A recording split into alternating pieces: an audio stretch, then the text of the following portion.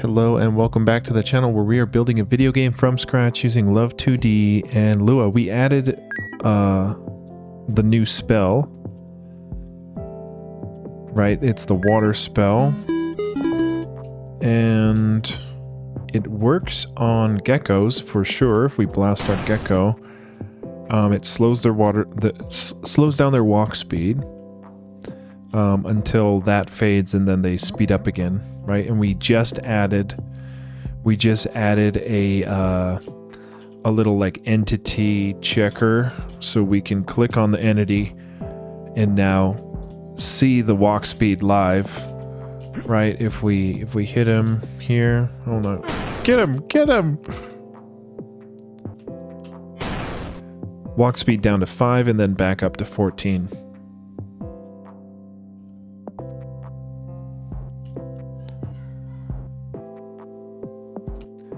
Okay, so the issue comes when we try to do it on the bat, right?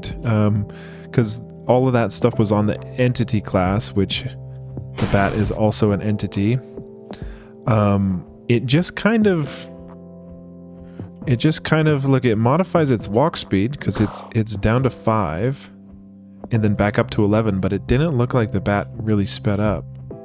Oh, wait a second. Oh, so it looks like we're modifying its walk speed based on our position for the bat. So that might be overriding the nerf in walk speed. Because if we're close, he has no walk speed.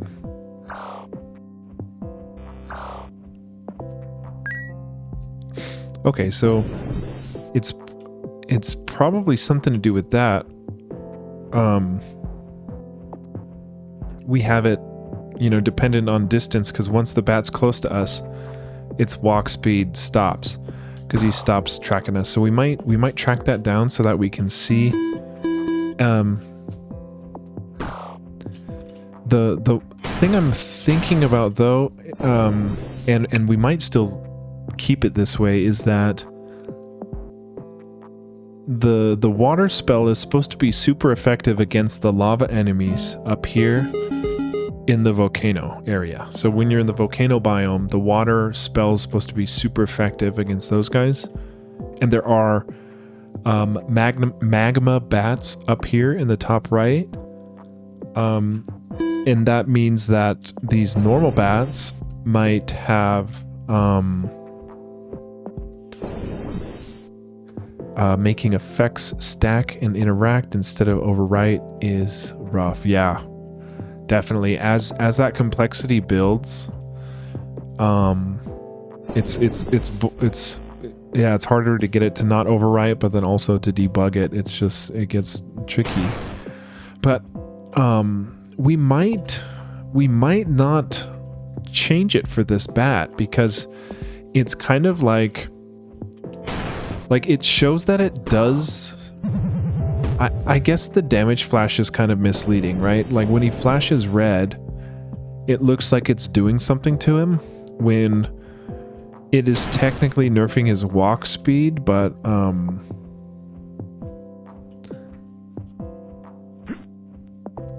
it doesn't kill him, right? Or cleanse him.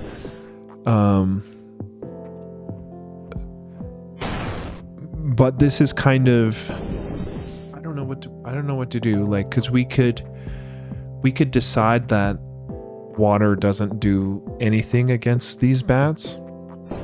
But my worry is that when it flashes like this damage flash, it makes it look like the water's doing something. And then people might think, oh, if I just splash him enough, I can maybe get him. But it's not very it's not very clear. Oh no, man. We need to fix that for sure.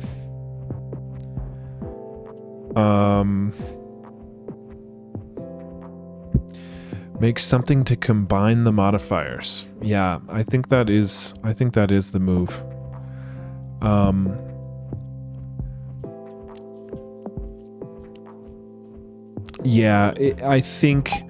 think either we make it totally not even hit. Well, now that I think about it too,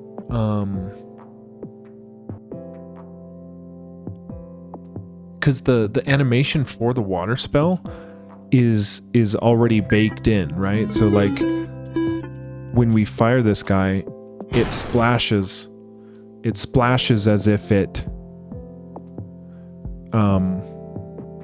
lands on the floor, right? But then it might be, maybe we do a thing where if it detects a collision, it automatically snaps into a mid-air explosion, right? So it looks different, like it's actually hitting. That way, and we could potentially do this where, oh, fart knocker, we don't got any cheat codes. We used to have, and actually we kind of have, we have this thing, and it's called, if we do a search for cheater toggle, this is the closest thing we have to cheat codes, is I have a cheater toggle, and we can just allow things here. So I can put give us health of 10 right here, and then anytime we press 9, that's essentially our cheat code. But nothing officially cheat code, you know, no actual pattern. But yeah, I'm curious about the render order for the spell, right? Because it's like, if the bat's flying, the bat should have kind of render priority over the spell or above us. Because like, see how we just walked on top of the bat there? We should have the bat render on top of us. And the difficult thing with this is that there's the map, right, which is like what we're looking at, and then there's also us, which is on top of the map, because we need to transition, you know, we're tweening our value here from the left side of the screen to the right side of the screen. And then, oh, I do like that. I do like the console commands.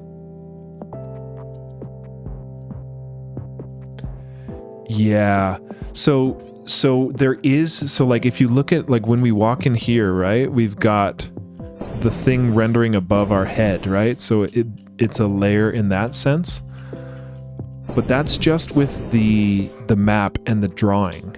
So when we go to draw the map and convert it to all the tile IDs from our atlas, that's when we say if it's on layer 1, it's a ground level. If it's on 2, it's an above ground level, which is like the flowers on top of the grass, right? That's an above ground level, but that's still beneath us. But then there's us, and then there's the top level tile ID, which is the stuff that renders over us, like the top of that. But it gets trickier with the bat, because the bat's flying out, and see, he flies out of the shadow there, right? So he flies out of this shadow. So that means he's beneath the top level tile, but he should be, and he is above the ground level tile and the above ground level tile, but he's beneath us. So we might, and we've done this in the past, where we kind of just like, we render, it's like a render sandwich. We render the first one, then we render us, and then we render the thing again on top of it. Which isn't very smart, but it gets the job done. And we did that for Aquis. Like when we're casting Aquis, it depends on like this. If we cast upwards, the water spell lands in front of us. So we're in front of it, right? But then if we shoot beneath us, if I try to get it like right here, maybe. See how it renders in front of us here. And then it renders in front, behind us, so that we can hardly see it there if it's in front. So if it's above us vertically, it's beneath us depth-wise. We do need to fix, the bat should be in the air, like you're saying, Melanith, though. So we just don't have a way to say, here's the air layer. For an entity.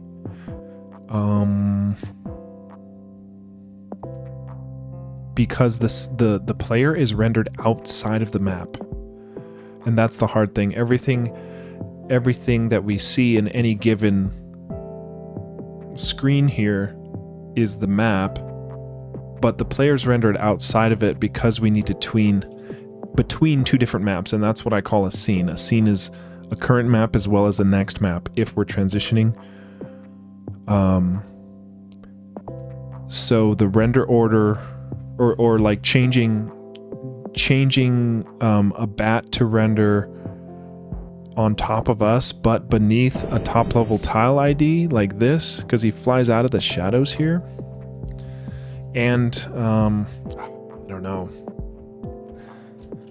there's a lot going on there. I'll probably have to think about what I want to do there, especially, you know, we have to decide for a fact like what water does to normal bats. Does it slow them down?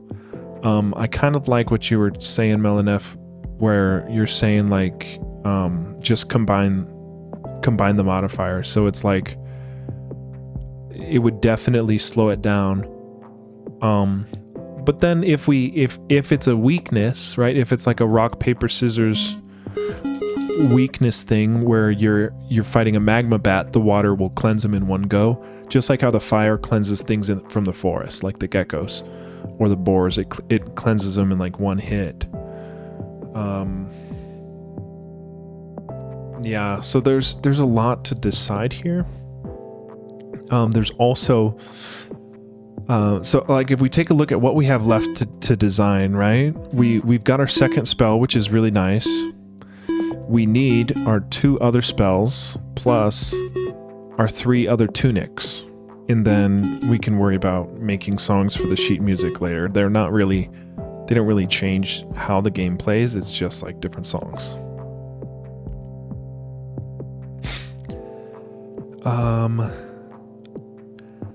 So the fire spell we've already got. The water spell we've got. Now the next spell is a green echo spell, and the echo spell is a like a projectile reversal. At least that's the current idea. It's either going to be like a complete shield, or it's going to be like you got to use it against projectiles and it'll bounce it back. And then the last one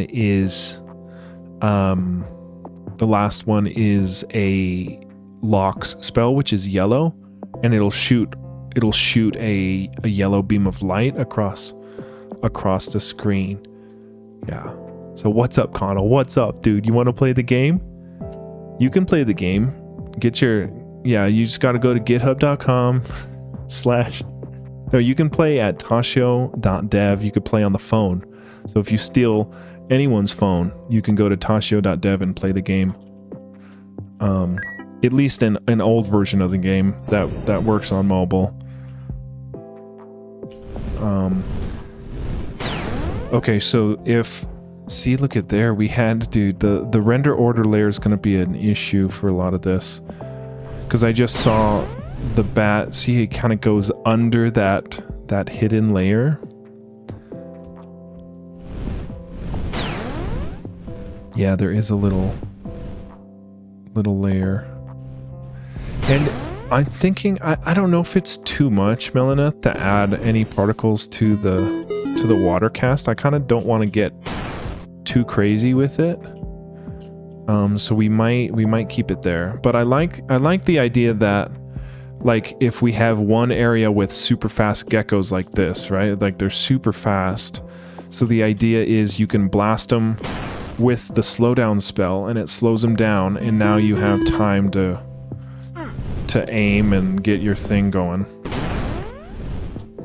So I like that, where you can like combine, you know, like you're saying, kind of stack these modifiers of like, this may make it easier to navigate, this might make it easier to, might be a buff for you for like walk speed or something like that. I don't know if the lock spell is different enough, I guess. No, because I try to think about it like a rock, paper, scissors thing, right? Where if it's like, if there's a thing really close to you, you want something that has, you know, a hitbox right in front of you, or that can kind of circle you real fast or something, right? Like a level 3 Flama. If you get this to level 3, it'll be essentially a full circle around you at all times. But then you have to have a way to deal with things that are far away. So maybe we have that reflective echo spell to get projectiles, but maybe the projectile reflection doesn't, you know, either the projectile reflection could hit the entity that shot you, or, and this is where I'm trying to figure out that balance of like if we put the lock spell, which is the light, it shoots like a beam of light across the screen so that you can hit those distant guys. But where does that play in the stack of spell modifications? Because that's kind of like a winner take all, because it's like, well, you don't even have to be close to them, you can just blast them from across the screen. So like maybe there's something there to, you know, there's an opportunity there to add some synergy with another spell or with a certain enemy type.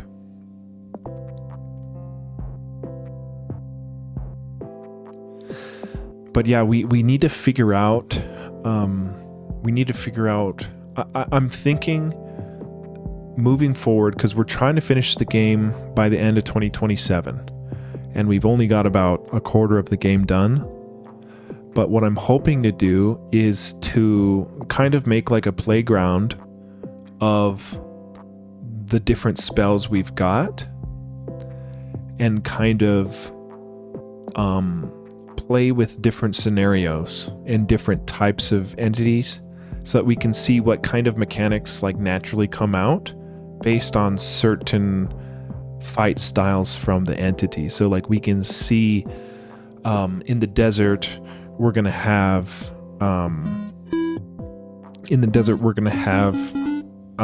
like little cobras that burrow down under the sand, and they come up and they spit venom at you and go back under the sand. So it's like they might only come out if you're 3 tiles away from them, and as soon as you get close they hide, and you can't get them unless you get the reflective spell and you bounce off their venom and make it hit them and stun them, something like that.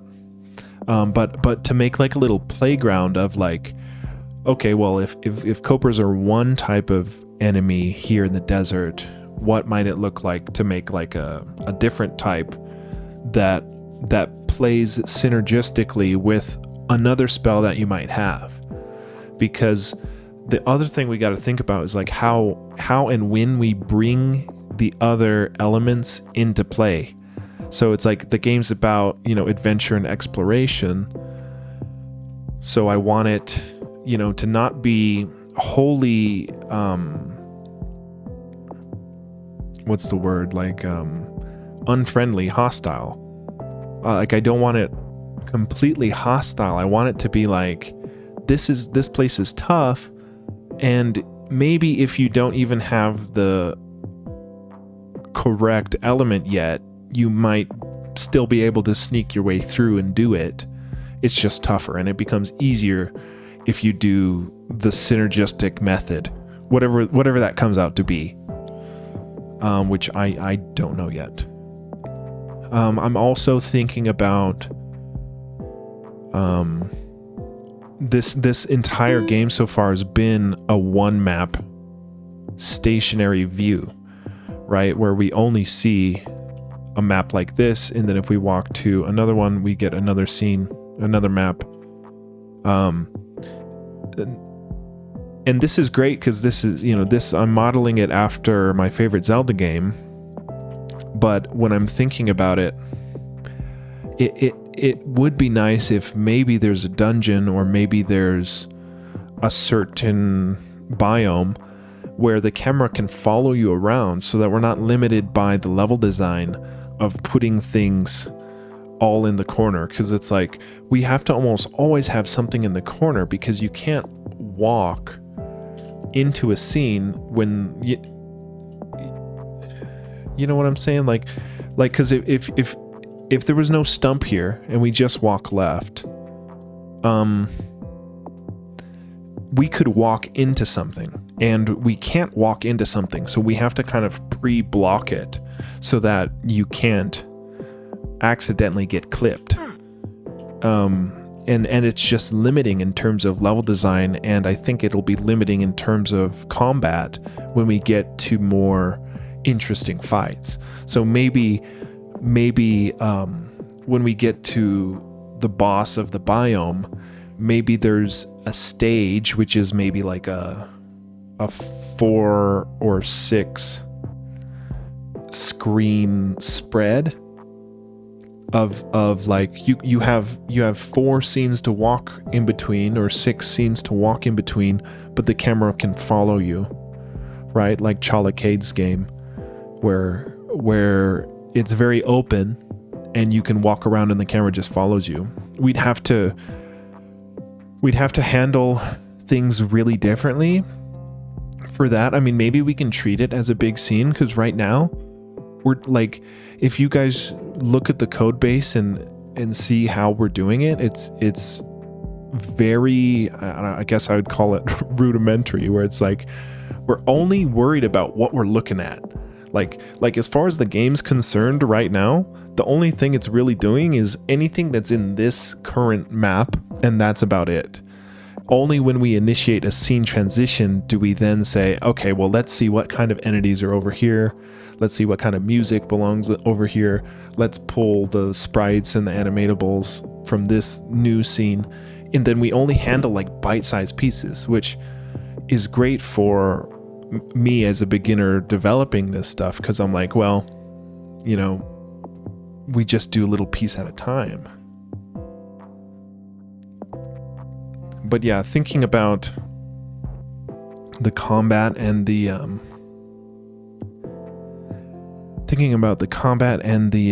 opportunity cost of like being limited to this, I'm not sure it's the right move.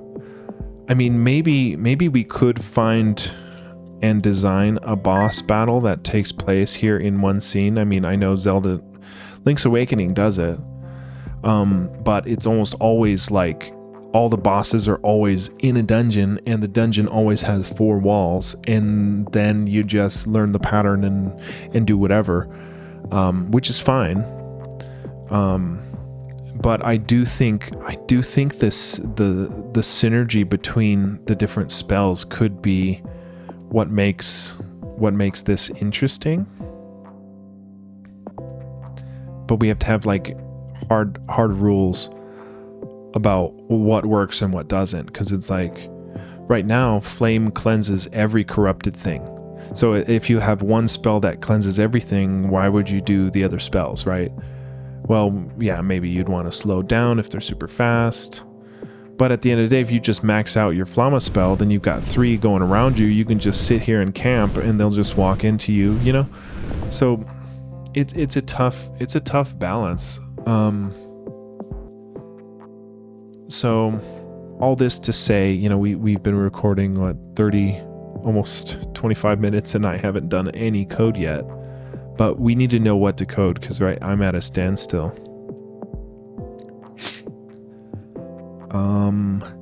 I do want to, yeah, we should probably write some of this down, but we need to figure out what boss battles look like. And then we need to see if we can make a boss battle in like 2 weeks. Because of the game's release, we need to get cracking on some of the bigger content. So maybe very soon we tackle the first boss, because we have 2 spells already. We kind of need to start making more game content, right? We need to make sure that we can shape the story of the game, or the exploration of the game, to get to a decent boss battle that feels okay. hopefully feels good, but yeah, like we can't spend 2 months on a boss, because that means that we'd be spending half a year on 4 bosses. I guess, I don't know. It depends if we have ideas, right? The other thing too is, like, right now, the music part of the game is only for the tomes, and it's only really for the story. So, like, I think we need to decide, is there anything else that we need to add? Like, is the music system only going to be for the tomes and only for the story progression and the cinematic progression? Versus, does the music do anything? And this is, gosh, there's another thing, right? There's because right now there is all of these buttons and all of the UI, all of the movements are Game Boy limited. That means we have a start select, we have an A and a B, and we have a D-pad, and that's it. We don't have shoulder buttons. We don't have triggers. We don't have L3, R3. Loom. I do not know what Loom is, but I'll have to check that out, Melaneth. And I bring that up. I bring up the Game Boy-ness of it because it makes it impossible to have a music system and be limited to the D-pad, because the D-pad controls your movement. So when you're on Game Boy controls, the only other buttons you have is an A and B, and that doesn't give you many options. Because with our option here, it locks you out. So now the D-pad doesn't do character movement, it does strings. The D-pad does strings, the A and B buttons do different frets. So like we do that, but then we have to also transition into and out of the different modes. So that's where select is already played for, because the select is already the inventory, start is already the inventory, select is already the minimap. So we can't be playing music while walking if we want to stay with the Game Boy thing. But I'm a little torn, because like I like the idea of it being totally Game Boy centric. But you know, we could be missing out on possibly adding spellcast changes via trigger or via shoulder buttons. So like maybe you're walking around and you just shoulder button over to your next spell, and then the combat could be much more fluid, instead of what I've been doing, which is like, ooh, I'm gonna go switch it out, blah blah blah, shoot it out, boom, switch it out, shoot it, boom, switch it out, shoot it, you know?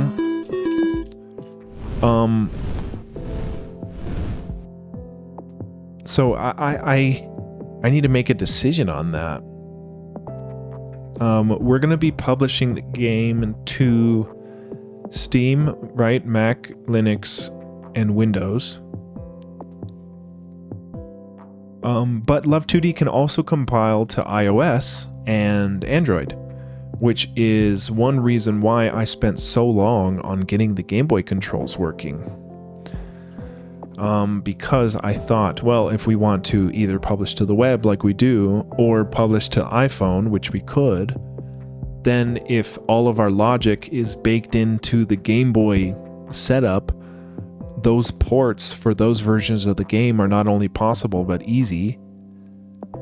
So if we do want to make a switch like that, like quick select changing of our spells via the shoulder buttons, we kind of have to omit that, you know, kind of give up that idea of shipping on mobile, which I'm okay with. But there is a part of me that really likes the Game Boy aesthetic, or the Game Boy limitation of it. I'm just a little worried. I think that people will think that the music does something to the enemies. Because if you're over here and you pull out your loot, you're just gonna get murked by the bat. It does knock you out of the loot state if you get hit, so I guess that's good. Yeah. I think we need to keep it simple. I think we'll keep it simple with the Game Boy status. So I think good next steps are to be, what would it look like if, for example, we went into a dungeon and it wasn't a scene transition. It wasn't a screen by screen, but the camera actually follows you. Because if we can get a dungeon with a warp zone is what we call it, to go from one map to another map. If we can do a warp zone to a different style of map, which is like a bigger drawn map that the camera moves for, then it could give us better idea for playing around with level design and or boss fights. So getting the moving camera set up is a good next step, or getting a single screen boss, what's it called? Prototype. A single screen boss prototype. It really is Pixel Hero. I think I've got it called Loot Hero somewhere in the game. Somewhere in the game's code I've got it called Loot Hero, I think.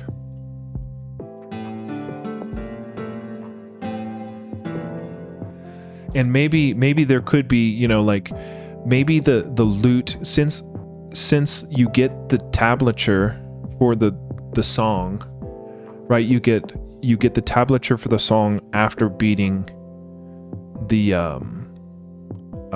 boss of the biome.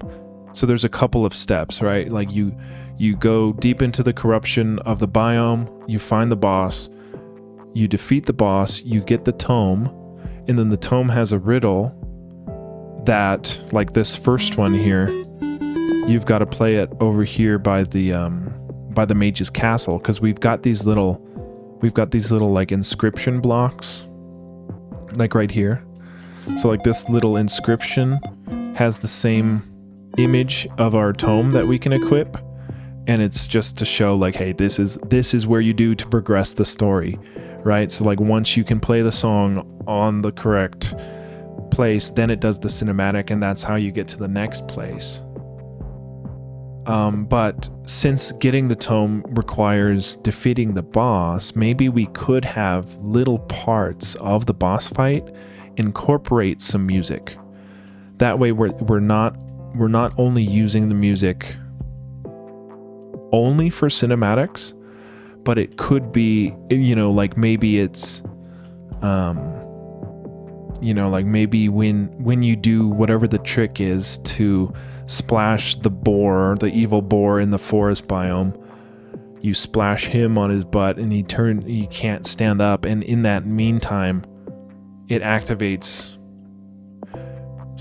I don't know, some kind of music that you can play, and it's like the first part of the song, and playing it helps progress the boss fight so that you can get the new tablature, the tablature you've been kind of teased at playing little bits of. You'll get the full one, then you just have to figure out where to play it to cleanse the biome. I think I like that. We'd have to experiment. It comes down to if we want to do a complex fight with music elements, or if we, I don't know. I kind of feel like we have to, right? It's kind of like the whole deal. The whole deal is magic and music. So if the boss fights doesn't have magic and music, I think we'd be messing up.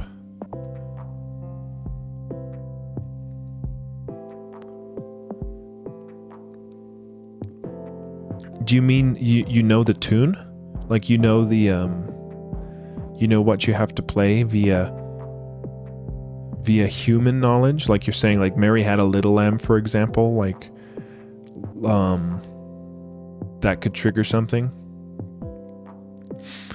I'm kind of thinking that I might do musical motifs. And maybe we do that where, yeah, I know I like that idea, Melaneth, but not that you already know it, but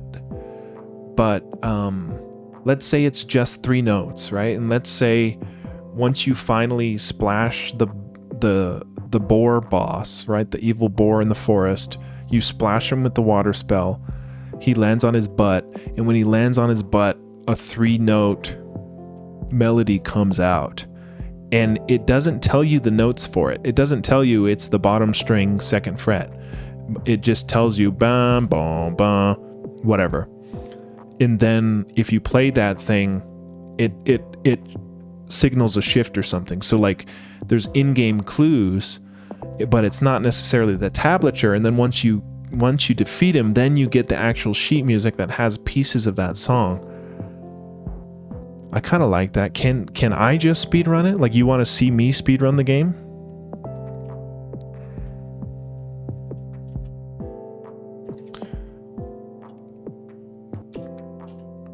Here, I'll tell you what, because I feel like I was gonna octave shifted spells, like there's a different kind of twang you could put on them with different, like a different buff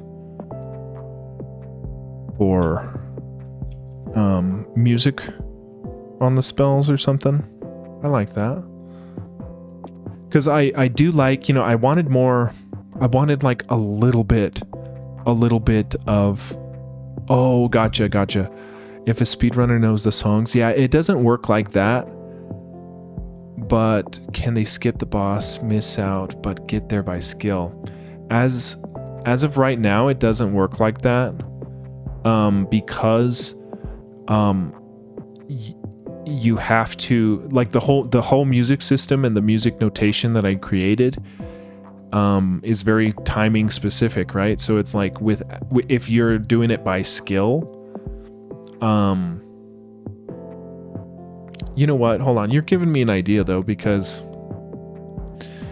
it's almost like let's think about it like a fairy fountain or something.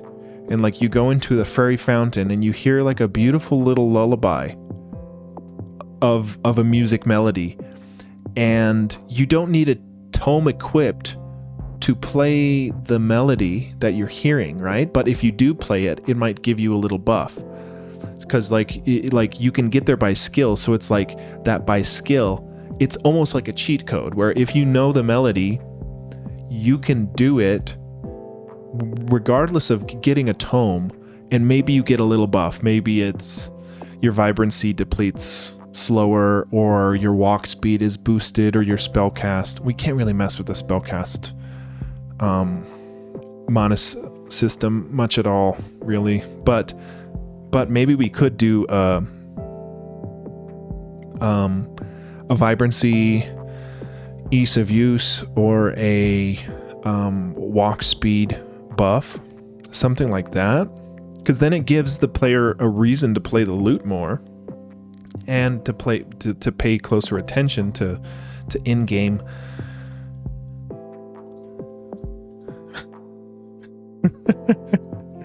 Well, Melanith, you got to remember too, this game was supposed to be done in a year, and we're at year 2, and we're only 25% in. So it's like it's not can't, but it's more like we're here making games to learn about making games, and if we let it bloat out, I'm just worried it won't get done. That's the worst possible outcome, is I don't finish the game. So I'm trying to kind of contain it down a bit.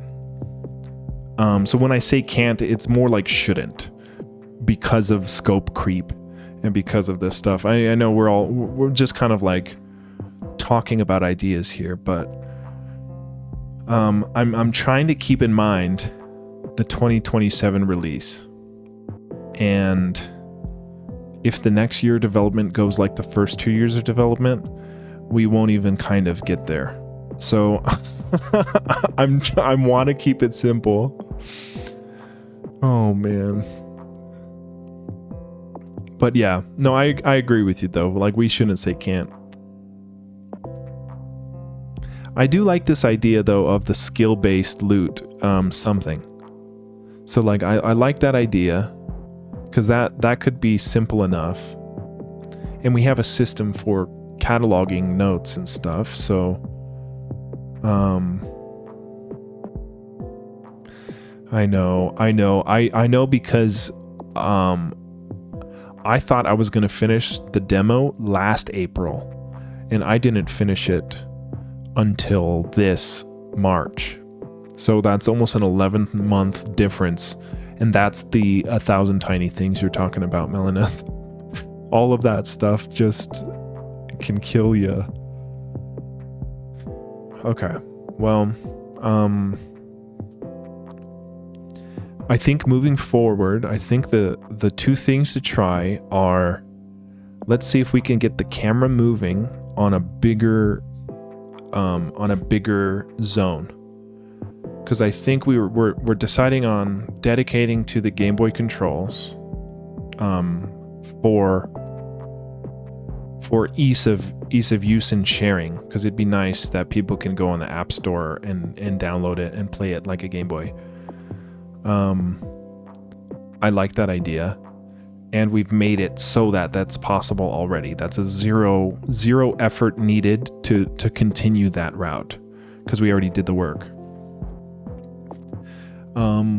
So if we can get moving camera on a multiple map scene, and it gets a little weird with the current map,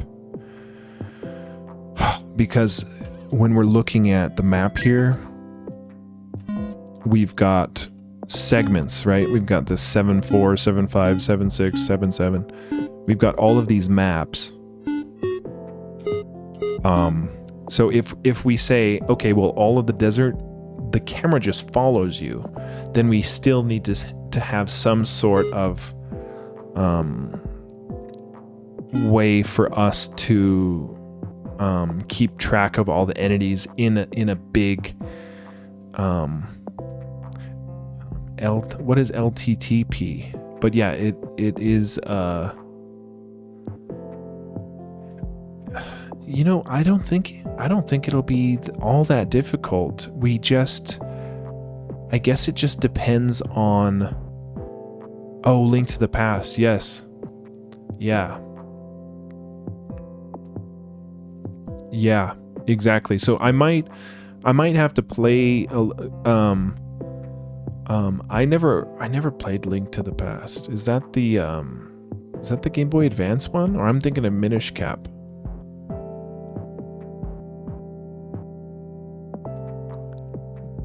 Is Link to the Past on Game Boy Advance? I don't remember.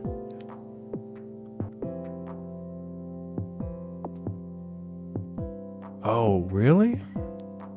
SNES. Here, let me look this up real quick.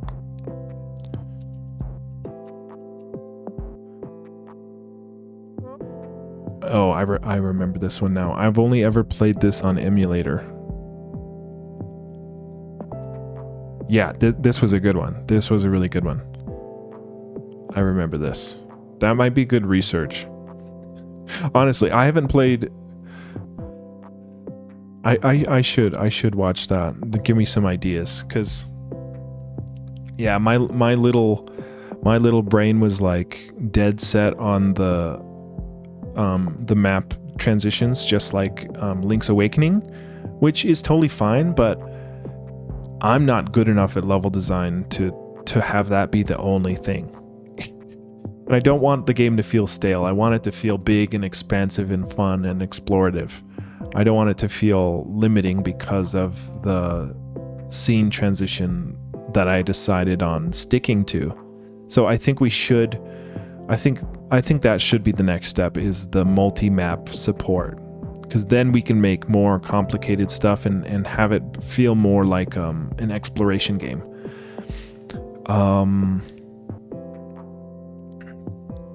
Okay, So we at least have a direction to go, and then once we have that, we can worry about a boss fight. And then we might do that sandbox. Once we have the multi-map support, it'll be easier to do like a sandbox of testing different entity AI pathways, different behavior, different spell cast. Because like maybe Lox isn't a blast of light. Maybe we find that a self buff or something gives us more options in combat. So we might go for Lox being like a internal speed buff or something like that. But once we have, the multi-map stuff, we can worry about a little sandbox of testing, and then we can just play a whole bunch of different design for different enemies and different spell abilities. And then once we're happy with the move set, then we go and place the levels, then we go design the bosses, or sandbox is part of the boss design too, I guess. But yeah, okay. Well, I feel better. I feel better now that we've kind of thought about this a bit more. I don't think we're going to program. I wasn't even going to stream tonight, but I told myself I would just hop on and do something. So thanks for hanging, Melanith. I appreciate all your feedback, and I'm going to play, or at least watch, Link to the Past a bit more, and I've got Link's Awakening on my Switch that I can play for some inspiration and kind of just soak in different ways that they do things, because Link to the Past also has some side-scrolly levels too. So we could get a little fancy with different viewing angles for different scenes, when it makes sense. Like, because like maybe for the a big part of the story here is this volcano eruption that's been leaking lava everywhere. So maybe on the path to the volcano, we see like a special sort of angle with like parallax and the volcano, and some kind of cool way to kind of spice up the game so it's not just the same screen turn, all that same stuff over and over. I might be on a family plan for the Switch game, whatever it's called. I don't know what it's called. But I know what you're talking about. Okay, well, unfortunately, we did not commit anything. But we got a good game plan moving forward, so I think we have enough to chew on for the next week at least. If we could figure out the multi-screen map in a week, that would be great, because then we can dive into the sandbox and our boss development. And then once we design a boss, we'd have a better idea about how soon we can finish the game. There's going to be 4 bosses. There is I know we talk about scope creep, but it's like this has been the vision for the game the entire time, where the game is kind of in 2 parts. The first part is cleansing the corruption, and then the second part is reintegrating the ecosystem. So right now we have almost no items, right? If you look at our inventory, we've got no items. We have a loot, and that's it. And the idea is there's going to be items that have that synergistic ability to do different things, and a lot of it is going to be like, well, you have to feed the creatures after, instead of running around killing all the creatures or cleansing them all.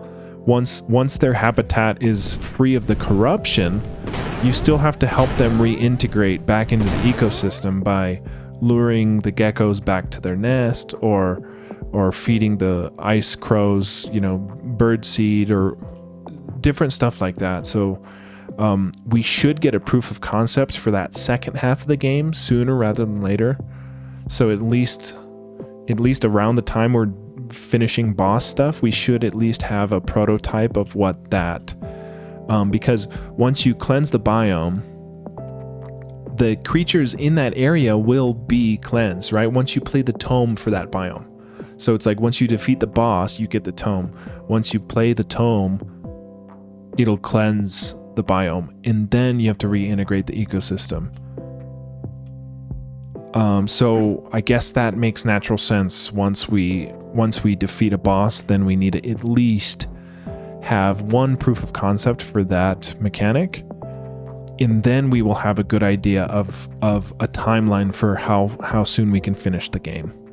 Because then we know a little bit about the reintegration, we know a little bit about the boss fight, and we've got at least most of the move set at least prototyped out. So that's a good roadmap for the next couple months here. Hopefully sooner than a couple months, but if I'm being honest, it'll probably take it'll take a while. Exactly. Do the whole loop, then polish. Yeah. So it's like we might not know exactly how the echo spell works, but we know how to make a spell. We know how to equip it. We've got the stuff in game all ready to handle it. We just need to swap it out, tweak it, iterate, then polish. But I'm feeling good about it. Sorry, no code today, but we desperately needed to think about what we were going to do. So I'm glad we've got a game plan. So I will call it a night. Sorry, no programming, but I'm glad I got on stream anyway. We will call it a night. We will find somebody to raid out to. But thanks for hanging, Melanith. I appreciate it. Fart Knocker, if you're still here, thanks for hanging. We'll raid out here to somebody. I don't see any of my teammates doing any streams. We'll hit up Ear End. He's always very nice.